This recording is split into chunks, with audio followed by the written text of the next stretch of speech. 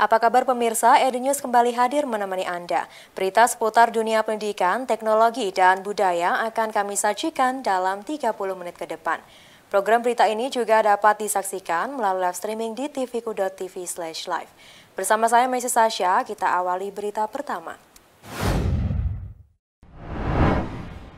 Lanjutkan kerjasama dalam sejumlah bidang. Kepolisian Republik Indonesia kembali teken nota kesepahaman dengan Universitas Dianuswantoro Semarang.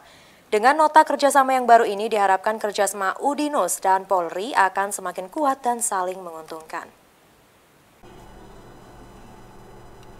Penandatanganan nota kesepahaman atau Memorandum of Understanding antara Universitas Dianuswantoro Semarang dengan Kepolisian Republik Indonesia ini dilakukan Senin siang di ruang pertemuan Gedung H lantai 1 Udinus. Penandatanganan dilakukan langsung oleh Rektor Universitas Dianuswantoro Semarang, Profesor Edi Nursasongko, dan Kabag Jakdiklat Rojianstra SSDM Polri, Komisaris Besar Polisi Devrian Donimando mewakili Polri. Dalam kerjasama ini, baik Polri dan Udinus akan saling memberikan manfaat nyata, seperti dalam hal rekrutmen polisi sumber sarjana dan juga peningkatan kapasitas SDM kepolisian, serta kerjasama dalam hal praktek mahasiswa Udinus di lingkungan Polri, seperti mahasiswa Fakultas Kedokteran Udinus yang dapat belajar di Rumah Sakit Bayangkara Semarang. Alhamdulillah hari ini kita sudah menandatangani perjanjian nota kesepahaman antara Polri dan Udinus. Kegiatan ini tentunya diharapkan bisa memberikan manfaat bagi kedua belah pihak, terutama peningkatan sumber daya manusia, termasuk sarana dan prasarana yang bisa nanti kita tindak lanjuti dengan PKS. Kegiatan ini diharapkan nanti dari Polda bisa menindaklanjutinya. Ya, tentu kami merasa sangat senang dan bangga bisa mendapat kepercayaan dari Mabes Polri untuk bekerja sama mengadakan kerjasama antara Udinus dengan Mabes Polri. Sebetulnya kerjasama ini sudah kami lakukan cukup lama, karena pada awal-awal pendirian kami, Udinus itu sudah mengajar komputer di Akpol. Berapa semester di Akpol, nanti kalau pas praktek, Akpol pada datang naik bis ke kampus kami, itu yang pertama. Kemudian yang kedua, juga kita lihat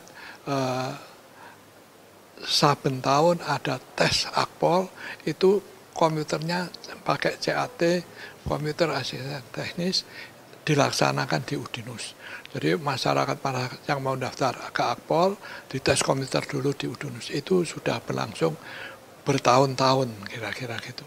Dan ada lagi kerjasama ini yang sudah kita laksanakan baru adalah kerjasama antar Fakultas Kedokteran Universitas Dianuswantoro dengan Rumah Sakit Bayangkara. Jadi kerjasama kita dengan Mabes Polri itu sudah cukup banyak kita lakukan, dan sehingga hari ini kayaknya mau diikat semua sehingga supaya lebih berdaya guna dan bermanfaat buat kita Universitas Dianuswantoro dan Mabes Polri. Tentu utamanya juga bermanfaat buat masyarakat. Mohon doa restunya aja. Dalam penandatanganan MOU ini juga turut disaksikan oleh para wakil rektor Udinus dan juga staf SSDM Mabes Polri dan Polda Jawa Tengah. Dari Udinus, Tutuk Carita melaporkan. Tim Universitas Dianuswantoro Semarang lakukan monitoring pelaksanaan Wirausaha Merdeka di Universitas Muhammadiyah Metro Lampung. Dalam kegiatan ini juga memberikan sejumlah materi seputar kewirausahaan dan juga melakukan review produk yang dihasilkan oleh 53 mahasiswa Metro Lampung di bawah binaan Universitas Dianuswantoro Semarang. Menjadi salah satu perguruan tinggi pelaksana dalam program Wirausaha Merdeka yang dicanangkan oleh Kemendikbudristek, Universitas Dianuswantoro Semarang terus melakukan pembinaan terhadap 400 mahasiswa yang tergabung dalam Wirausaha Merdeka atau WMK tahun 2023. Selain terhadap para mahasiswa Udinus sendiri, tim pengelola WMK Udinus juga melakukan pembinaan terhadap 53 mahasiswa Muhammadiyah Metro Lampung yang tergabung dalam WMK di Udinus melalui kerjasama Udinus dengan Universitas Muhammadiyah Metro Lampung. Pembinaan dilakukan oleh tim WMK Udinus pada Jumat siang mendatangi langsung kampus Muhammadiyah Metro Lampung dan bertemu dengan para mahasiswa yang tergabung dalam Wirausaha Merdeka. Dalam kegiatan ini, sejumlah dosen Udinus yang merupakan tim WMK memberikan materi seputar kewirausahaan dan juga melakukan review produk setelah 53 mahasiswa Wirausaha Merdeka Universitas Muhammadiyah Metro Lampung menjalani praktik atau pemagangan di sejumlah mitra. Di bawah binaan mitra inilah mereka harus menciptakan sebuah prototipe produk yang nantinya akan dipamerkan dalam Expo and Demo Day WMK Udinus 2023 pada tanggal 2 dan 3 Desember di Mall The Park Kota Semarang. Oke, terima kasih. Hari ini kami tim WMK dari Precision Technopreneurship Universitas Dianuswantoro datang ke Universitas Muhammadiyah Metro karena memang ada 53 mahasiswa dari universitas ini yang bergabung di dalam program kami. Kegiatan ini adalah salah satu kegiatan yang terakhir yaitu post immersion. Nanti kita akan memberikan pembekalan terkait dengan break even point. Kemudian nanti setelah itu kita juga akan ada penjelasan atau akan ada penilaian terkait dengan produk prototipe mereka yang nanti akan kita pamerkan di tanggal 2 sampai dengan 3 Desember di Semarang. 53 mahasiswa Universitas Muhammadiyah Metro Lampung yang tergabung dalam Wirausaha Merdeka Udinus pun mengaku senang dapat mengikuti program ini dan berharap kelak dapat menjadi seorang wirausahawan. Menurut saya sih sangat baik karena kita bisa menambah wawasan dalam berwirausaha yang mana kedepannya kita bisa membuat hal-hal yang lebih baik lagi ke depan. Menjadi wirausaha itu tidaklah mudah, supaya kita bisa merubah pola pikir menjadi hal yang positif. Sambutan hangat atas kerjasama Udinus dengan Universitas Muhammadiyah Metro Lampung juga disampaikan Wakil Rektor 1 dan Wakil Rektor 3 UM Metro Lampung. Harapannya setelah kerjasama WMK ini, UM Metro Lampung nantinya dapat menjadi salah satu perguruan tinggi pelaksana wirausaha merdeka di tahun mendatang. Di program wirausaha merdeka itu sangat positif bagi kami UM Metro yang bekerja sama dengan Udinus. Sisi positifnya salah satu ini membangkitkan minat dan motivasi kepada mahasiswa agar tumbuh jiwa-jiwa kewirausahaannya. Yang kedua, menunjang program pemerintah yang ingin mencetak 1 juta wirausaha muda. Dan dari beberapa survei memang generasi milenial itu 70% berminat menjadi seorang pengusaha. Jadi program ini sangat tepat karena bisa menjembatani keinginan mahasiswa agar tidak hanya bertujuan menjadi pegawai negeri atau yang lain. Ini program alternatif yang sangat bagus untuk masa depan mereka. Saya sebagai Wakil Rektor 3 Universitas Muhammadiyah Metro mengucapkan terima kasih banyak atas kolaborasi antara UM Metro dan juga Udinus. Jadi di sini harapan kami semoga kedepannya gitu dari pembelajaran ini banyak lagi mahasiswa kami yang bisa berperan dan berkolaborasi, tidak hanya 2 fakultas ya, yang sekarang kan 2 fakultas, dan mudah-mudahan juga kami suatu saat bisa menjadi perguruan tinggi penyelenggara kegiatan ini. Program Wirausaha Merdeka sendiri merupakan bagian dari program Kampus Merdeka Kementerian Pendidikan, Kebudayaan, Riset, dan Teknologi atau Kemendikbudristek yang memberikan kesempatan kepada mahasiswa belajar dan mengembangkan diri menjadi wirausahawan melalui aktivitas di luar kelas perkuliahan. Dengan harapan semakin tumbuh wirausahawan baru dan menciptakan 1 juta wirausaha baru di tahun 2024 dapat tercapai. Dari Metro Lampung, Tutuk Carita melaporkan. EduNews masih akan kembali dengan berita menarik lainnya sesaat lagi.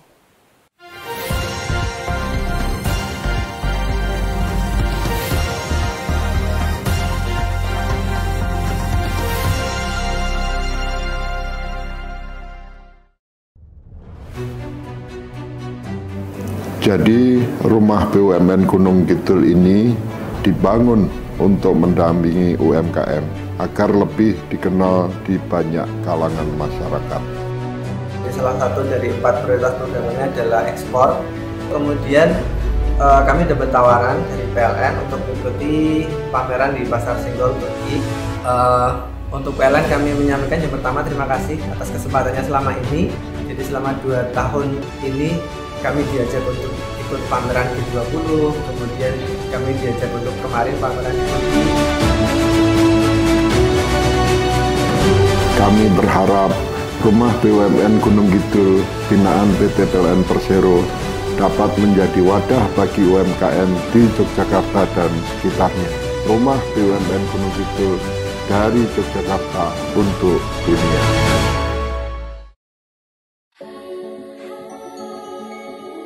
Ready to glow with La Tulip Glow BB Cushion. Coveragenya begitu sempurna. Samarkan noda pada wajah, menjadikan kulit terlihat halus, lembab, dan selalu terlindungi. Tersedia dalam 3 pilihan warna untuk glowing natural sepanjang hari.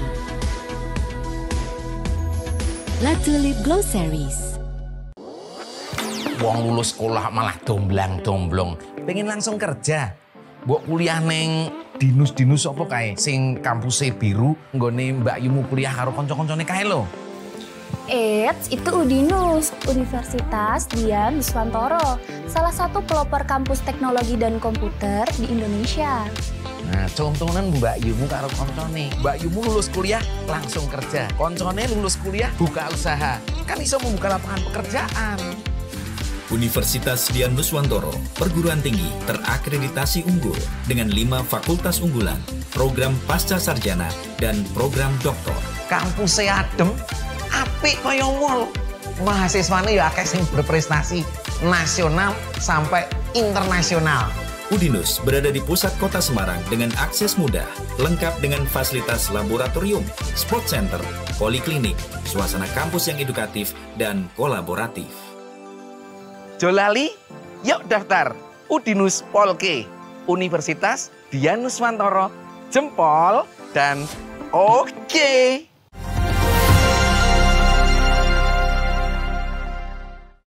Terima kasih Anda masih bersama kami dalam EduNews. Sebanyak 215 wisudawan D3 Reka Medik dan Informasi Kesehatan UDINUS jalani sumpah profesi. Kegiatan ini juga dilakukan sebagai syarat mutlak mendapatkan surat tanda registrasi sebagai legalitas profesional untuk dunia kerja. Sebanyak 215 wisudawan D3 Reka Medik dan Informasi Kesehatan UDINUS jalani sumpah profesi di Hotel Santika Semarang. Kegiatan ini menjadi syarat mutlak untuk mendapatkan surat tanda registrasi atau STR sebagai legalitas profesional di dunia kerja. Sumpah profesi disaksikan secara langsung oleh Ketua DPD Perhimpunan Profesional Pereka Medis dan Informasi Kesehatan Indonesia atau Pormiki Jawa Tengah, Roni Rohman, Dekan Fkes UDINUS, Eni Rahmani, Ketua DPC Pormiki Kota Semarang, Syaifuddin, serta sejumlah rohaniawan. Wisudawan terbaik Dewi Rahayuning mengaku senang dan bangga. Proses ini merupakan langkah awal untuk terjun di dunia kerja sebagai pekerja medis informasi kesehatan. Bagi saya, RMIK UDINUS itu sendiri sangat peduli terhadap mahasiswanya dalam mengembangkan potensi, kemampuan kompetensi dari mahasiswanya sendiri.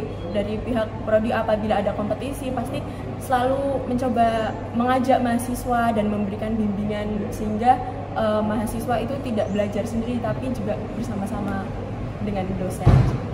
Pengen jadi PMIK juga tentunya di bagian coding.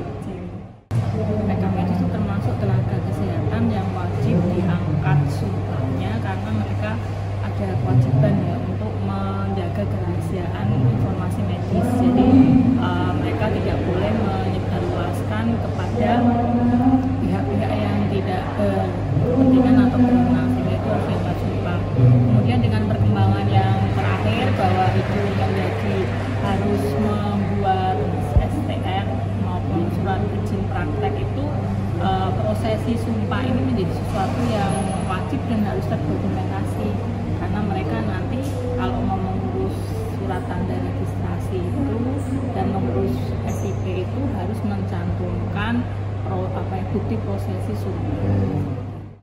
Diharapkan wisudawan D3 RMIK Udinus dapat segera mendapatkan pekerjaan yang sesuai dengan jurusannya. Melsa Fiori melaporkan. Peran sekolah untuk membentengi siswa agar tidak terjerumus ke penyalahgunaan narkoba sangat penting. Bisa melalui pembinaan atau penguatan karakter sehingga tertanam upaya pencegahan sejak dini. Upaya pencegahan dan antisipasi ini dilakukan SMA Negeri 1 Kaliwungu Kendal yang meluncurkan sekolah bersinar terang atau sekolah bersih narkoba dan obat-obatan terlarang. Kepala SMA Negeri 1 Kaliwungu, Siti Nurwikowati mengatakan, program ini dilakukan untuk membentengi dan mencegah peredaran dan penyalahgunaan di lingkungan pelajar baik di sekolah maupun di kehidupan sehari-hari. Pihaknya akan terus melakukan sosialisasi bahaya narkoba ke anak-anak.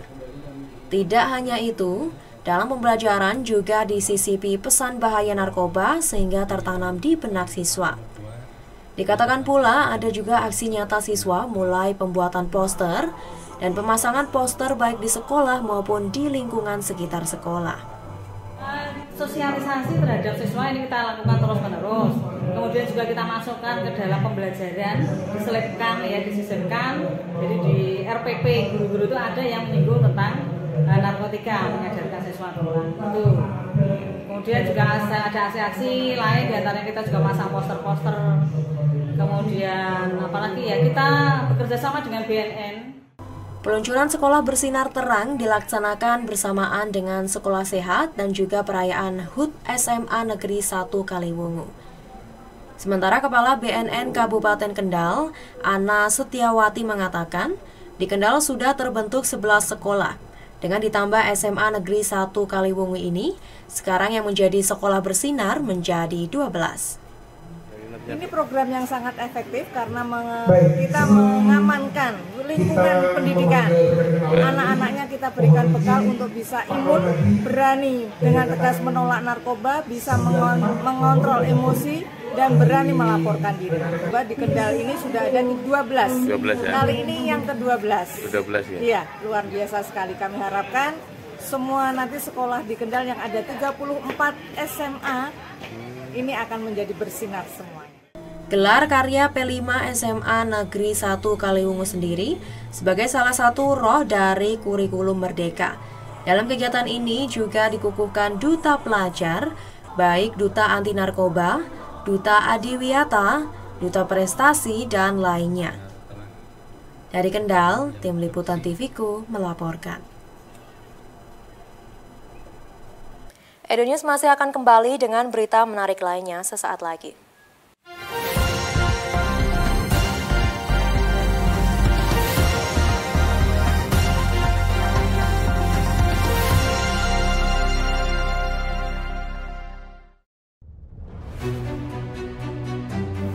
Jadi rumah BUMN Gunung Kidul ini dibangun untuk mendampingi UMKM agar lebih dikenal di banyak kalangan masyarakat. Salah satu dari 4 prioritas programnya adalah ekspor. Kemudian kami dapat tawaran dari PLN untuk mengikuti pameran di Pasar Senggol Turki. Untuk PLN kami menyampaikan yang pertama terima kasih atas kesempatannya selama ini. Jadi selama 2 tahun ini kami diajak untuk ikut pameran G20, kemudian kami diajak untuk kemarin pameran Kami berharap rumah BUMN Gunung Kidul binaan PT PLN Persero dapat menjadi wadah bagi UMKM di Yogyakarta dan sekitarnya. Rumah BUMN Gunung Kidul dari Yogyakarta untuk dunia.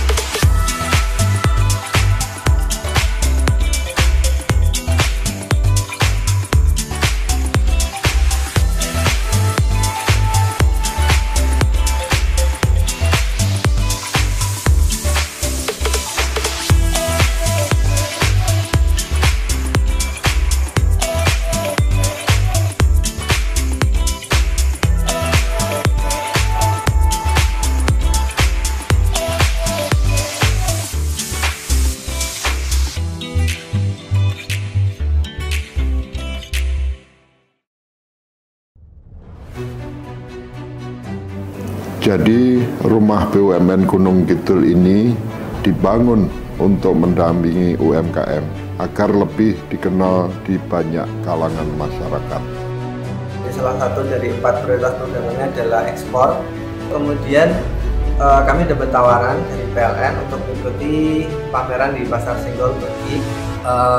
Untuk PLN kami menyampaikan yang pertama terima kasih atas kesempatannya selama ini. Jadi selama 2 tahun ini kami diajak untuk ikut pameran G20, kemudian kami diajak untuk kemarin pameran di Turki.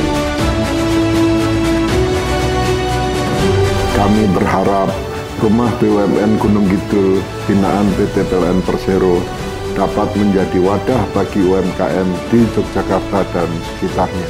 Rumah BUMN Gunung Kidul dari Yogyakarta untuk dunia.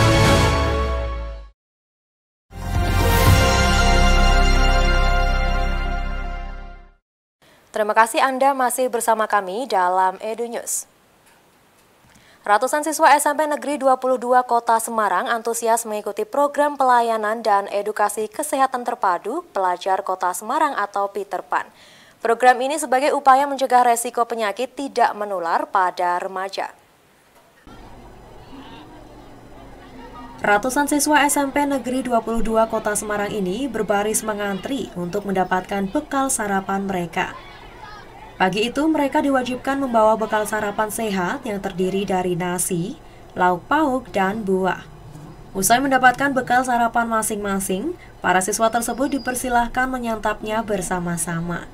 Bukan tanpa alasan, ini dilakukan sebagai bagian rangkaian kegiatan pelayanan dan edukasi kesehatan terpadu pelajar Kota Semarang atau Peter Pan. Program ini digagas oleh Dinas Kesehatan Kota Semarang dan fokus pada pencegahan penyakit tidak menular pada remaja, diantaranya diabetes, jantung, hipertensi, dan gangguan jiwa.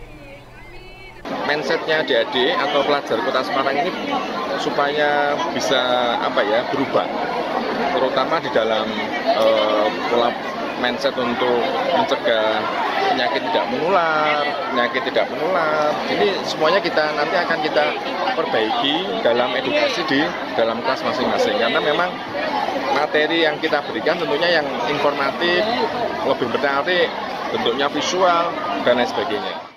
Sebelumnya kegiatan Peter Pan diawali dengan senam bersama yang bertujuan untuk melatih fisik agar tetap bugar dan terhindar dari resiko penyakit tidak menular. Kepala SMP Negeri 22, Rini Rusmiasih mengaku senang karena dipercaya sebagai tuan rumah dalam kegiatan Peter Pan kali ini. Terima kasih, Alhamdulillah SMP 22 dipercaya untuk kegiatan Peter Pan ini, dalam arti nanti untuk anak-anak supaya kedepannya ini lebih paham terkait dengan bagaimana sarapan yang sehat dan juga pembiasaan untuk hidup sehat. Selain senam dan sarapan bersama, para siswa juga diberikan tablet vitamin penambah darah agar terhindar dari anemia. Khusus bagi siswa putri, mengonsumsi tablet penambah darah secara rutin dapat mencegah resiko gangguan kesehatan reproduksi.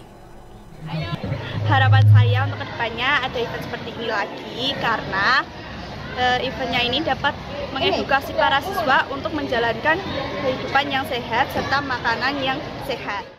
Dari 16 titik program Peter Pan yang telah dilaksanakan sebelumnya, diharapkan dapat mengurangi resiko penyakit tidak menular pada remaja di Kota Semarang. Dari Semarang, Tim Liputan TVku melaporkan. Peringatan Hari Guru Nasional yang diperingati setiap tanggal 25 November setiap tahunnya diperingati secara berbeda di SD Negeri Ngalian 01 Semarang. Sekolah yang menggelar upacara bendera, petugasnya adalah para guru sendiri. Para siswa pun memberikan ucapan selamat pada para gurunya. Upacara bendera dalam rangka peringatan Hari Guru Nasional ini dilakukan SD Negeri Ngalian 01 Semarang pada Sabtu siang. Berbeda dengan upacara seperti hari biasanya, yang petugasnya para siswa, dalam upacara Hari Guru kali ini justru para guru sendiri yang menjadi petugas upacaranya. Dengan khidmat, upacara pun berlangsung lancar tanpa kendala. Usai upacara, para guru menampilkan sejumlah tari-tarian hingga membacakan deklamasi puisi untuk para siswanya.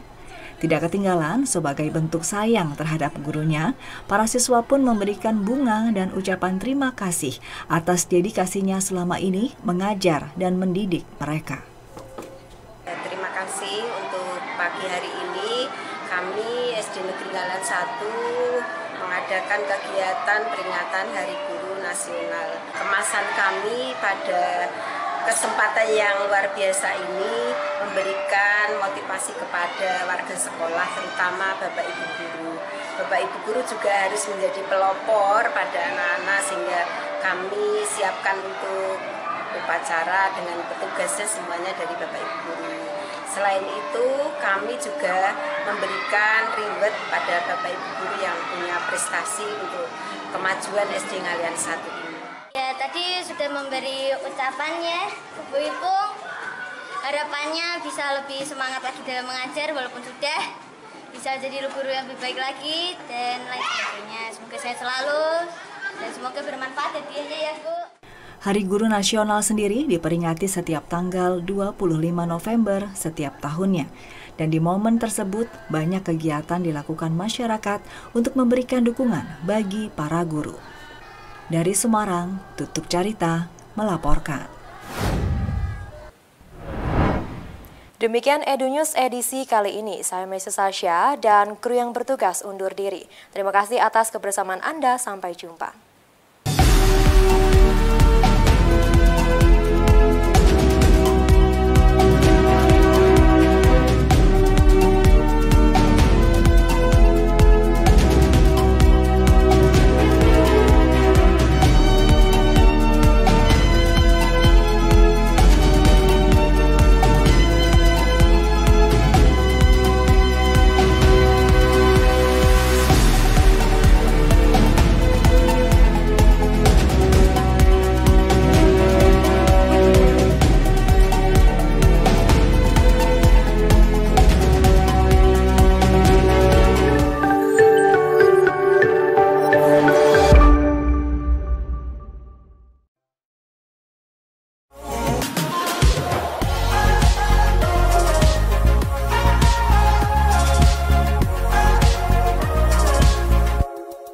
TVku, kanal pemilu milenial.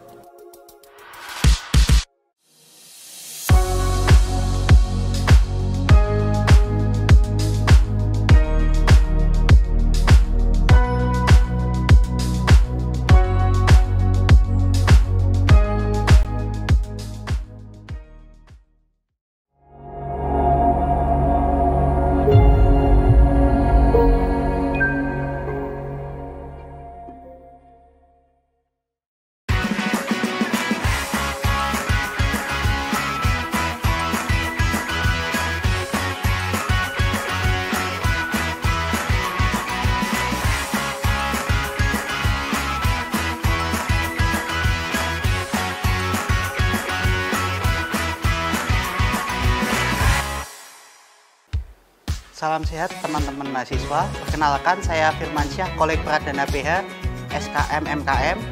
Saya merupakan dosen S1 Prodi Kesehatan Masyarakat dengan keilmuan Administrasi Kebijakan Kesehatan. Kali ini saya akan membawakan materi untuk perkuliahan pada hari ini, yaitu mengenai kebijakan global pada asuransi kesehatan. Pertanyaannya yang pertama, sebelum kita belajar mengenai kebijakan global, yang pertama yaitu apa itu asuransi kesehatan. Nah, pada materi ini kita akan membahas asuransi kesehatan itu apa definisinya. Yang pertama kita akan belajar definisi dari asuransi. Yang kedua kita akan belajar definisi dari asuransi kesehatan itu sendiri dan juga manfaatnya. Setelah itu nanti kita akan belajar mengelili lebih jauh kebijakan-kebijakan yang ada di negara-negara terkait asuransi kesehatan. Nah, kita masuk ke definisi asuransi sendiri. Dari Gid dan Rowell, asuransi kesehatan yaitu kontrak atau perjanjian mengikat yang melindungi pemilik asuransi nasabah dari kerugian. Nah, kalau kita lihat dari Gid dan Rowell ini mengatakan bahwa asuransi itu untuk melindungi kita. Nah, kita itu maksudnya apa? Nasabah yang membayar asuransi agar terhindar dari kerugian. Nah, kalau definisi dari asuransi menurut Machinko dan Hetiko yaitu proteksi terhadap kejadian yang tidak diharapkan dalam bentuk kompensasi finansial, yaitu penggantian kerugian yang tertulis dalam kontrak. Nah, dari Machinko sendiri dan Hachinko itu dijelaskan secara rinci bahwa yang diganti apa? Berupa kerugian finansial, nanti kita akan mendapatkan timbal balik berupa finansial itu sendiri. Nah, maka dari itu inti dari asuransi yaitu sebuah kontrak antara dua belah pihak, yaitu yang pertama pemegang polis asuransi dan yang kedua yaitu pihak perusahaan asuransi itu sendiri. Nah, jadi ada dua belah pihak yang bekerja dalam asuransi. Yang pertama yaitu konsumen, yaitu pemegang polis, yaitu masyarakat biasanya atau perorangan, dan yang kedua pihak perusahaan asuransi yang menanggung kerugian kita. Nah, mekanismenya bagaimana? Nah, mekanisme dari asuransi sendiri yaitu pihak pemegang polis membayar premi kepada perusahaan asuransi untuk mendapatkan jaminan resiko kerugian suatu kejadian yang tidak diinginkan. Nah, dari ini kita bisa melihat dengan jelas tujuannya, bahwa tujuan dari konsumen atau pemegang polis membayar premi itu untuk apa? Atau membayar biaya kepada perusahaan itu untuk apa? Untuk mendapatkan jaminan terhadap resiko kerugian yang tidak diinginkan di masa yang akan depan. Karena kita juga tidak bisa memprediksi masa depan kita itu seperti apa. Bisa juga baik, bisa juga buruk. Nah, kalau baik kita alhamdulillah, kalau buruk kita cegah dengan apa? Dengan asuransi. Contohnya apa? Kejadian tidak kita inginkan. Nah, contohnya kecelakaan, bencana alam, kematian, dan lainnya. Nah, itu semua bisa ditanggung oleh asuransi. Nah, kita akan langsung masuk menjelajahi konsep dasar dari asuransi. Nah, asuransi itu muncul di dunia ini karena apa? Setiap orang itu tidak dapat meramalkan berbagai kejadian yang merugikan dirinya atau risiko. Jadi kita itu kan makhluk yang berorientasi dengan pekerjaan sekarang, belajar dari masa lalu, dan kita itu tidak bisa bisa memprediksi dengan pasti kejadian di masa depan itu seperti apa. Ya, kalau misalnya itu merugikan, maka dari itu supaya kita mencegah agar kerugian itu tidak dapat merugikan kita dengan maksimal, maka dari itu kita perlu namanya asuransi. Ya, seperti tadi, misalnya kita sakit. Nah, sakit kan akhirnya butuh biaya. Nah, supaya biayanya itu tidak ditanggungkan kepada kita, nah itu nanti dibayarkan oleh polis asuransi. Atau sebuah perusahaan, nah, perusahaan mengalami kebakaran. Nah, kebakaran kan itu sesuatu yang tidak kita harapkan. Nah, bagaimana supaya perusahaan itu dapat berjalan dengan baik? Nah, tanggungan dari kebakaran itu nanti dibayarkan oleh polis asuransi. Dan resiko dalam hidup seorang itu sejak lahir dan hingga mati dijamin dalam kontrak asuransi. Nah, itu nanti tergantung juga dari kontrak asuransi isinya apa. Lalu dalam kontrak asuransi, salah satu pihak setuju untuk menanggung kerugian yang akan dialami pihak lain. Nah, itu adalah tujuan asuransi. Jadi pihak dari produsen itu, dari perusahaan asuransi wajib untuk menanggung kerugian yang dialami pihak yang membayar. Maka dari itu merupakan konsep dasar dari sebuah asuransi. Tadi kita sudah belajar mengenai asuransi, definisinya apa, konsep asuransi itu seperti apa. Sekarang kita masuk ke asuransi kesehatan. Kalau asuransi kesehatan itu pengertiannya hampir seperti asuransi, yaitu perjanjian yang dibuat antara pemegang polis atau konsumen dengan pembayar pihak ketiga atau pemerintah atau juga bisa pihak swasta untuk menanggung seluruh atau sebagian biaya pengobatan atau pencegahan pemegang polis yang dilakukan oleh tenaga kesehatan profesional. Nah, jadi bisa kita simpulkan, yaitu asuransi kesehatan itu ada perjanjian antara masyarakat, perorangan, itu nasabah, dengan pembayaran. Nah, pembayarannya kalau di asuransi kesehatan ada dua, yaitu pemerintah atau mungkin di pihak swasta. Nah, gunanya untuk apa? Menanggung seluruh atau sebagian biaya pengobatan. Nah, jadi kalau biaya kesakitan kita itu juga ada treatment-treatment tertentu. Bisa juga seluruhnya nanti tercover, bisa juga hanya sebagian. Nah, itu nanti tergantung dari penyakit masing-masing. Yang mana asuransi kesehatan itu juga dapat digunakan di pelayanan kesehatan yang sudah terdaftar, baik di rumah sakit, puskesmas, maupun tempat klinik lainnya. Nah, dari tadi sudah saya jelaskan asuransi kesehatan, kita dapat mengambil kesimpulan bahwa jenis asuransi kesehatan yang ada saat ini tuh terbagi menjadi dua. Yang pertama, asuransi kesehatan yang sosial. Nah, sosial itu biasanya dikelola oleh pemerintah dan sifatnya wajib. Nah, karena apa? Karena kesehatan merupakan hak asasi manusia. Nah, karena hak asasi manusia, maka dari negara itu wajib untuk menanggungnya. Tapi kan negara tidak bisa ya menanggung semua kesehatan kita, masyarakat kita. Maka dari itu perlu biaya. Maka dari itu dibentuklah asuransi kesehatan. Nah, itu maka bersifat wajib agar kesehatan kita dapat tercover. Semoga di kejadian kedepannya, semisal kita sakit, maka kita itu dapat tercover. Lalu yang kedua yaitu asuransi kesehatan komersial atau privat. Kalau yang pertama tadi sosial, sifatnya wajib. Nah, biasanya dikelola pemerintah. Dan biasanya itu swadaya, bayarnya itu lebih murah daripada yang kedua ini komersial. Nah, sifatnya sukarela, memang lebih mahal, tapi biasanya lebih mengcover lebih banyak hal mengenai beberapa penyakit yang ada, misalnya kita menderitanya.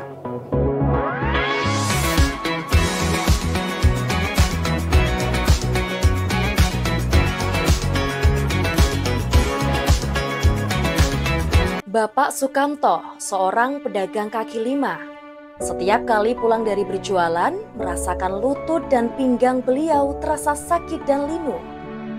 Bahkan jari-jarinya juga sering mati rasa, hingga untuk menunaikan ibadah menjadi tidak khusyuk. Ketika Bapak Sukamto melihat iklan Healthic di TV, beliau coba menghubungi nomor yang tertera dan membelinya melalui pesan antar bayar di tempat atau COD. Healthic berisi 60 kapsul, terbuat dari bahan-bahan alami, sudah lolos verifikasi BPOM, serta bersertifikat halal. Kini beliau tidak takut lutut serta pinggangnya terasa sakit dan linu lagi. Dapatkan produk Healthic sekarang juga di apotik-apotik terdekat dan juga bisa pesan antar melalui nomor call center yang tertera. Nyeri sendi dan linu-linu, Healthic solusinya.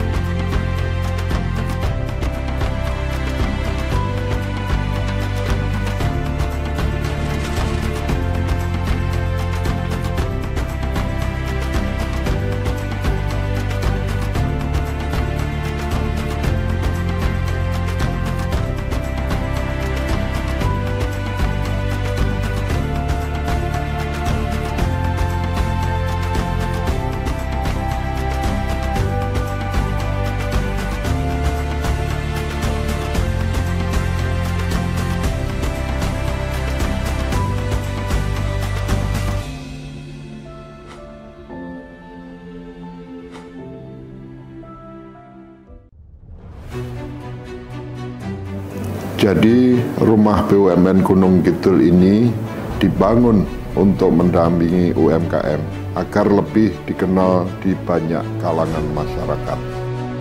Salah satu dari 4 prioritas programnya adalah ekspor. Kemudian kami dapat tawaran dari PLN untuk mengikuti pameran di Pasar Senggol Turki. Untuk PLN kami menyampaikan yang pertama terima kasih atas kesempatannya selama ini. Jadi selama 2 tahun ini kami diajak untuk ikut pameran G20, kemudian kami diajak untuk kemarin pameran di Turki. Kami berharap rumah BUMN Gunung Kidul binaan PT PLN Persero dapat menjadi wadah bagi UMKM di Yogyakarta dan sekitarnya. Rumah BUMN Gunung Kidul dari Yogyakarta untuk dunia.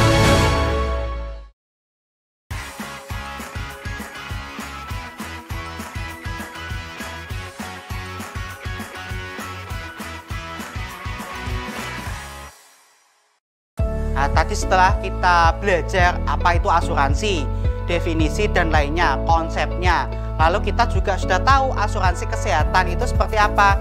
Nah, sekarang kita masuk, kita akan berkeliling di beberapa negara, kita akan mengetahui kebijakan asuransi di beberapa negara itu seperti apa. Nah, sekarang kita akan masuk ke Inggris. Nah, kalau di Inggris, konsep asuransinya itu dikelola dengan nama NHS, yaitu National Health Service. Nah, itu apa? Itu sistem kesehatan yang didanai dan dikelola oleh pemerintah secara nasional yang sebagian besar sumbernya itu dari pajak umum. Nah, jadi kalau di Inggris itu konsep asuransinya itu universal coverage, yang artinya apa? Semua penduduk itu mendapatkan manfaat asuransi. Nah, asuransi itu dibayarkan melalui apa? Melalui pajak. Jadi sumber dari asuransi di Inggris, pembiayaan kesehatan di Inggris, yaitu bersumber dari pajak umum. Nah, lalu di Inggris itu juga memberi kesempatan bagi warganya untuk melakukan tutir. Maksudnya tutir itu apa? Jadi walaupun NHS itu wajib dan digunakan oleh seluruh masyarakat Inggris, tapi dari pemerintah Inggris itu memberikan kesempatan bagi warganya untuk menggunakan asuransi swasta juga. Nah, untuk NHS sendiri memberikan secara gratis hampir semua jenis pelayanan kesehatan seperti pemeriksaan kehamilan, perawatan darurat. Nah, juga ada pengecualiannya. Nah, contohnya obat yang diresepkan dan pengobatan gigi dan mata yang mana tidak ditanggung oleh NHS. Nah, kalau NHS ini diperkenalkan pada tahun 1911, jadi sudah 1 abad lebih. Dan pada tahun 2010 sampai 2011 mendanai sekitar 110 miliar. Jadi pembiayaan kesehatan, asuransi kesehatan NHS itu sudah mendanai lebih dari 110 miliar. Dan juga bersifat universal coverage, yang mana semua warga kalau sakit pasti sudah ditanggung oleh asuransi kesehatan. Nah, itu merupakan konsep asuransi kesehatan di Inggris, yang mana kelebihannya mereka tuh sudah menanggung semua warga, mau baik kaya, miskin, baik anak kecil sampai orang tua. Nah, itu merupakan sudah ditanggung oleh asuransi di Inggris NHS. Tapi juga asuransi di Inggris itu juga ada kendala atau hambatannya. Nah, yang pertama masih banyak masyarakat yang mencari private insurance karena antrean panjang yang dialami. Nah, yang dimaksud private insurance itu apa? Asuransi swasta. Karena apa? Karena di Inggris kan sudah di cover oleh NHS itu sendiri. Nah, karena kebanyakan orang yang sakit, maka dari itu ada antrean panjang kalau menggunakan NHS. Nah, masyarakat yang punya dana lebih akhirnya menggunakan asuransi swasta agar dia itu dapat mendapat pengobatan lebih cepat. Karena kalau kita menggunakan NHS, antriannya juga panjang. Nah, tergantung juga dari penyakitnya. Lalu hambatan kedua itu apa di asuransi di Inggris itu? Nah, penerapan sistem yang berbasis pajak, karena NHS itu diambil dari uang pajak, nah, membuat pajak yang ditetapkan lumayan tinggi. Nah, sehingga hal tersebut dapat membebani masyarakat. Nah, ini ada di beberapa negara-negara sosial, nah, seperti di Skandinavia, Swedia, Norwegia, dan lainnya, yang dimana pendidikan kesehatan itu gratis. Nah, itu merupakan kelebihannya, akan tetapi kekurangannya satu, pajak di sana tinggi. Nah, karena pajak itu kan untuk membayari pendidikan maupun kesehatan yang ada di sana. Nah, tadi kita sudah belajar di Inggris, kita paham tentang NHS, yaitu asuransi yang dikelola pemerintah dan juga asuransi swasta di sana. Kita tadi di Inggris juga paham juga, belajar juga, oh bagaimana toh bentuknya di sana, oh bagaimana hambatan-hambatan yang ada di sana dan perilaku pengguna asuransi di sana. Sekarang kita terbang langsung masuk ke Amerika Serikat. Nah, di Amerika Serikat, asuransi kesehatan itu bernama Medicare dan Medicaid. Nah, beda dengan negara-negara lainnya karena Amerika itu negara federal. Jadi tiap Amerika itu diatur oleh per negara bagian. Dia ada 50 negara bagian, jadi tiap asuransi kesehatan di negara Amerika itu diatur oleh tiap-tiap negara bagian. Jadi ada perbedaan pengaturan antara negara bagian satu dengan lainnya. Nah, negara bagian California beda juga pengolahannya dengan negara bagian Texas dan lainnya. Nah, karena bukan diatur oleh satu negara, tapi diatur oleh negara federal. Nah, maka dari itu di Amerika itu karena konsep ekonominya ekonomi bebas, maka dari itu ada perbedaan kualitas juga. Biasanya kalau di Amerika itu pengguna asuransi sektor swasta itu pelayanannya lebih baik dibandingkan pengguna asuransi dari sektor pemerintah. Nah, maka dari itu secara umumnya biasanya masyarakat Amerika itu masih banyak melakukan pembiayaan kesehatan itu secara langsung atau out of pocket tanpa menggunakan asuransi. Nah, karena terdapat dilema. Nah, dilemanya apa? Jika menggunakan asuransi yang dikelola pemerintah, biasanya pelayanannya tidak maksimal. Tapi kalau mereka mau beli menggunakan asuransi swasta, ternyata mahal. Nah, jadi mereka itu malah menggunakan out of pocket. Kebiasaan dari beberapa masyarakat di Amerika.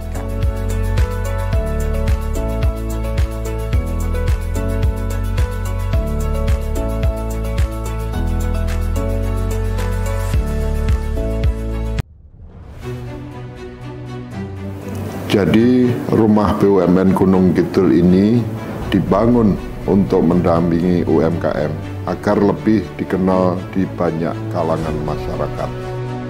Salah satu dari 4 prioritas programnya adalah ekspor. Kemudian kami dapat tawaran dari PLN untuk mengikuti pameran di Pasar Senggol Turki. Untuk PLN kami menyampaikan yang pertama terima kasih atas kesempatannya selama ini. Jadi selama 2 tahun ini kami diajak untuk ikut pameran G20, kemudian kami diajak untuk kemarin pameran di Turki. Kami berharap rumah BUMN Gunung Kidul binaan PT PLN Persero dapat menjadi wadah bagi UMKM di Yogyakarta dan sekitarnya. Rumah BUMN Gunung Kidul dari Yogyakarta untuk dunia.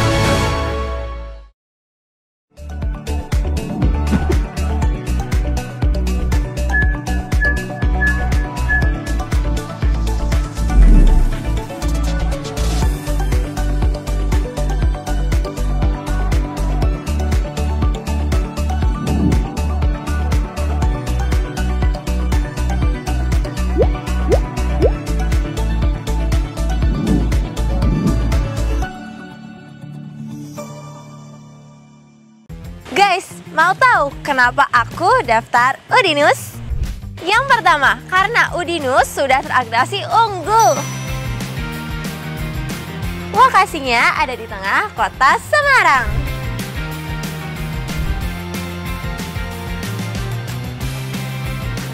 Kampus berbasis IT dan kewirausahaan.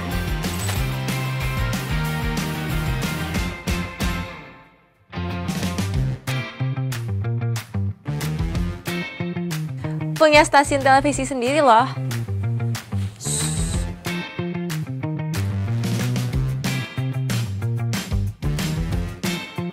Ada komunitas e-sportnya juga loh.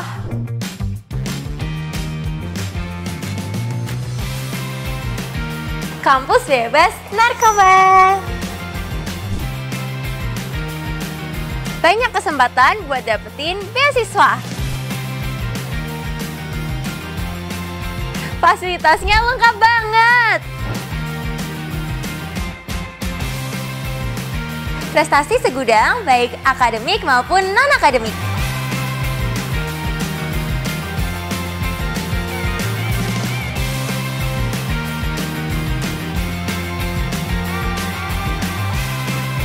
Kampusnya nggak cuma ada di Semarang loh, tapi ada di Kediri dan juga Lombok.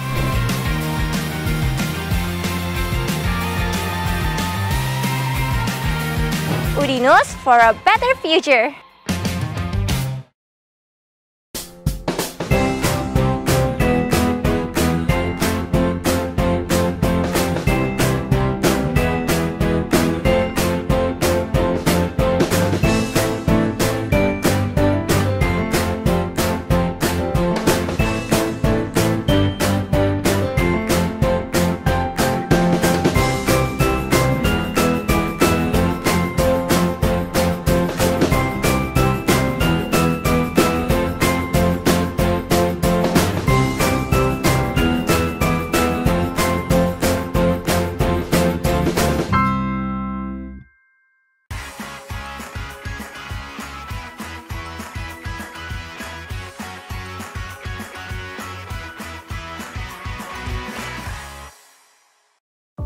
Kita langsung masuk ke benua Afrika.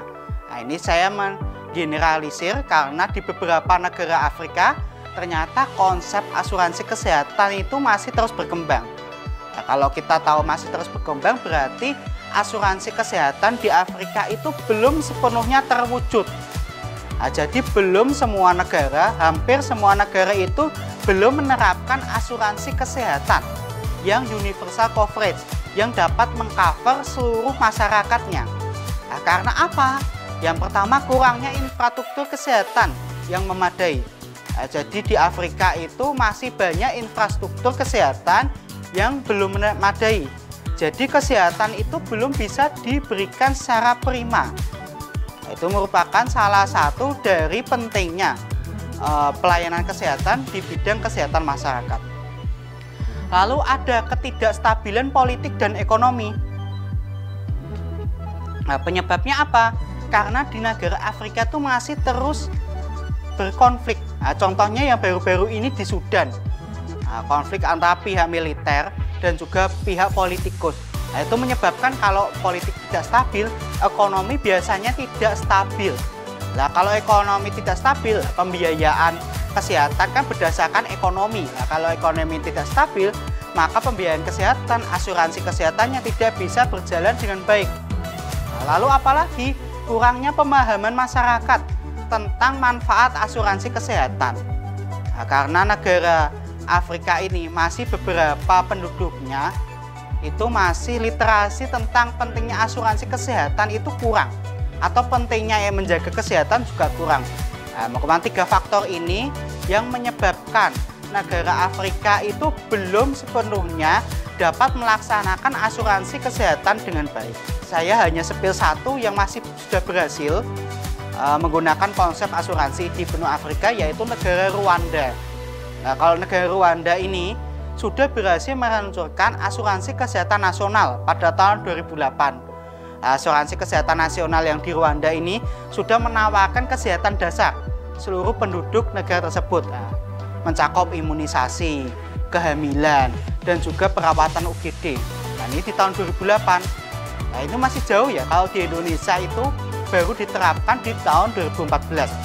Tadi saya menyinggung soal Indonesia, kita langsung masuk ke konsep asuransi yang ada di Indonesia. Nah, di Indonesia ini asuransi sebenarnya sudah lama, sudah ada sejak pemerintahan era Soekarno. Akan tetapi asuransi yang berbasis universal coverage, yang berbasis masyarakat itu mendapatkan semua asuransi, itu baru dimulai tahun 2014 dengan dibentuknya BPJS Kesehatan. Nah, walaupun nama BPJS Kesehatan sudah ada sebelum tahun 2014, tapi pekerjaan BPJS melindungi semua asuransi yang ada di Indonesia itu baru mulai terbentuk tahun 2014. Nah, di mana peserta itu membayar iuran bulanan kepada BPJS Kesehatan. Nah, BPJS Kesehatan ini seperti asuransi yang saya jelaskan jenis pertama, yaitu asuransi yang bersifat global atau yang dikelola oleh pemerintah. Nah, selain BPJS Kesehatan, di Indonesia itu juga ada jenis asuransi kedua, yaitu asuransi dari perusahaan asuransi swasta yang menawarkan produk asuransi kesehatan yang lebih lengkap dan juga lebih fleksibel. Lalu di Indonesia sendiri, konsep asuransinya juga mencakup program asuransi kesehatan masyarakat untuk masyarakat miskin. Nah, jadi kalau tadi BPJS Kesehatan, masyarakat itu yang mampu itu membayar premi. Premi itu dibayarkan lalu nanti dikelola pemerintah untuk mendapatkan haknya. Nah, juga ada pemerintah Indonesia juga menjamin orang miskin untuk mendapatkan asuransi kesehatan melalui program apa namanya? Program JKN KIS, yaitu Program Jaminan Kesehatan Nasional Kartu Indonesia Sehat. Jadi di Indonesia itu selain masyarakat yang mampu itu membayar asuransi, tapi masyarakat miskin yang tidak mampu juga akan mendapatkan asuransi kesehatan dengan gratis, yaitu dengan program JKN KIS. Nah, kendalanya konsep asuransi di Indonesia ini masih rendahnya kesadaran masyarakat tentang manfaat asuransi kesehatan, terutama pada golongan pendapatan rendah. Nah, jadi di Indonesia walaupun sudah dibuat konsep BPJS Kesehatan, sudah ada JKN KIS, akan tetapi masyarakat itu belum sadar akan pentingnya asuransi kesehatan, terutama di golongan pendapatan rendah. Karena mereka itu ya, seperti Indonesia kan sifatnya easy going ya. Jadi takdir itu ya hidup itu tenang mengalir seperti di sungai. Nah, itu kan kadang-kadang kalau misalnya hidupnya bahagia, masih dapat hal positif ya alhamdulillah. Tapi kalau misalnya ternyata di masa depan sakit dan lainnya, nah itu kan tidak ada yang mengkompensasi. Maka dari itu masih minimnya literasi dari masyarakat yang golongan pendapatan rendah untuk memanfaatkan BPJS. Nah, selain itu, akses pelayanan kesehatan daerah terpencil itu masih perlu dibenahi.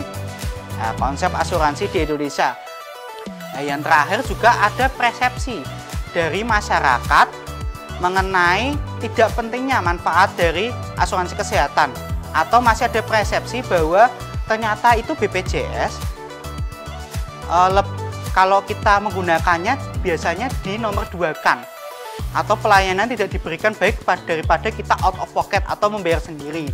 Nah, itu merupakan kekurangannya yang itu harus ditanggapi serius oleh pemerintah. Tadi merupakan materi yang telah saya jelaskan. Nanti kita sudah belajar mengenai definisi dari asuransi, kita belajar mengenai asuransi kesehatan itu apa, dan kita belajar juga kebijakan-kebijakan asuransi di berbagai negara. Nah, setelah ini kita jadi paham, ternyata asuransi kesehatan itu di berbagai negara itu beda-beda. Nah, dan juga banyak faktor yang mempengaruhi, ya ini ekonomi, budaya, dan juga politik itu juga mempengaruhi dari asuransi kesehatan itu sendiri. Nah, terima kasih telah mendengarkan materi dari saya. Kita ketemu lagi. Wassalamualaikum warahmatullahi wabarakatuh.